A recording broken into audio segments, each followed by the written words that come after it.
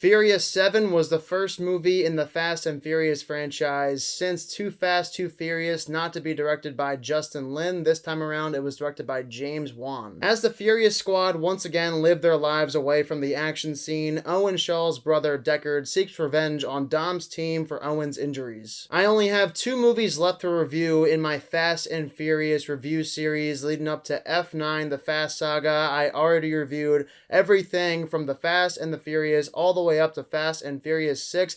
Plus, I reviewed Hobbs and Shaw almost 2 years ago when it came out, so if you're wondering where my review for that's going to be, well, I already did it, so go check it out after I'm finished my review of The Fate of the Furious next week. In my last 2 Furious reviews, I talked about how this franchise didn't really become mainstream and blow up until Fast 5, and since then, this has become one of the most popular franchises in cinema today, and Furious 7 is by far the highest grossing movie of the Furious franchise thus far. Notably, this was Paul Walker's last Fast and Furious movie. He tragically passed away in the middle of filming, so even though the franchise was already really popular through Fast 5 and Fast and Furious 6, both of those movies grossed a ton of money, it wasn't really until Furious 7 where this movie became a huge monopoly, and we now know it as one of the highest grossing franchises of all time, and I think a lot of that is due to Paul Walker's death. People wanted to see him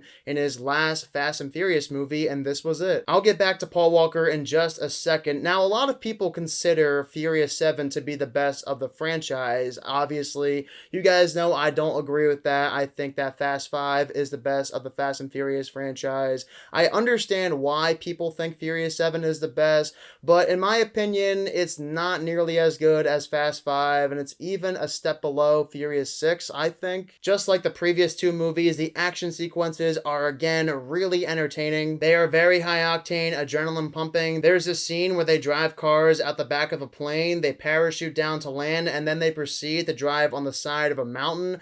As ridiculous as that sounds, it is so sweet. We get another unrealistic but sick scene where they drive a car through 2 skyscrapers in the Middle East. Then of course you have your epic Fast and Furious finale where Vin Diesel and Jason Statham are brawling while simultaneously everyone else is fending off this helicopter. On rewatch, I could tell that they tried to make the action sequences in Furious 7 really epic, considering that Paul Walker passed away in the middle of filming, so they went above and beyond to make these action sequences feel really special to make up for the loss of Paul Walker. And that totally works. The movie's scale feels a lot larger than the last 2. A lot of that has to do with how Furious 7 feels more like an adventure movie compared to Fast 5 and Fast and Furious 6. This time around, they go to different environments that feel really distinct and unique compared to the environments that we went to in the last couple of movies. So by making this movie more adventurous, it feels like a Mission Impossible movie. Now then, back to the film's cast.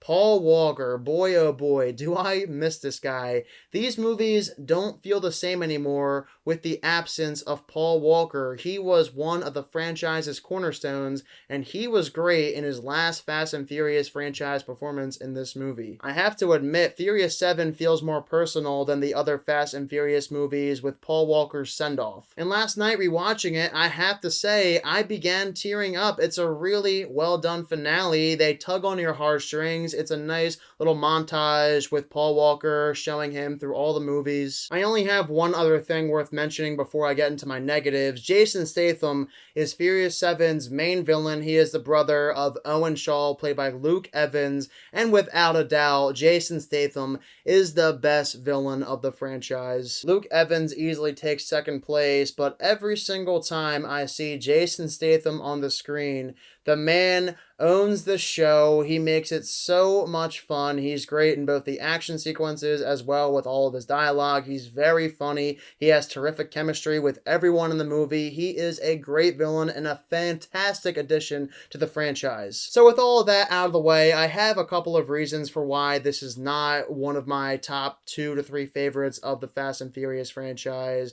For one, the cast is a little bit too slim for my liking. In comparison to the last 2 movies, the cast is smaller. Han is not in this movie, and Hobbs is barely in the film. He's only in like 3 scenes, and most of his performance comes near the end. In the beginning, he has this one action scene, and then he's in a hospital for pretty much the entire movie, and that's it. We don't really get much else out of The Rock in this film, and it's pretty disappointing. Also, just like in Fast and Furious 6, Vin Diesel is a superhero. I already told you about the movie's over-the-top action sequences, and I swear to you not, Vin Diesel literally gets in 4 to 5 car crashes where his car gets absolutely smothered and the man comes out of the car without a scratch. Speaking of unrealistic, The Rock breaks his cast. I guess he didn't need the cast after all and his arm was never broken. Lastly, I discussed the action sequences in Furious 7, and while I still think they are really entertaining, I do believe they are a step below the action sequences in both Fast 5 and Fast and Furious 6. And in general, they're just a little bit more fun. But again, I think Furious 7 is a heck of a good time. While I don't think it's as good as Fast 5 or Fast and Furious 6, this is still one of the better Fast and Furious movies. Plus, the death of Paul Walker makes this the most emotional Fast and Furious movie to date. I am giving Furious 7 a 71%. Alright, for those of you who also happen to see Furious 7, do you think it's the best of the franchise, or are you like me and think it's a step below the previous movies in the franchise? Be sure to let me know down below in the comments section. And as always guys, if you are new to my channel, click the subscribe button and give this video a thumbs up if you enjoyed it. Thank you all so much for watching this video, and I hope you all have a fantastic day.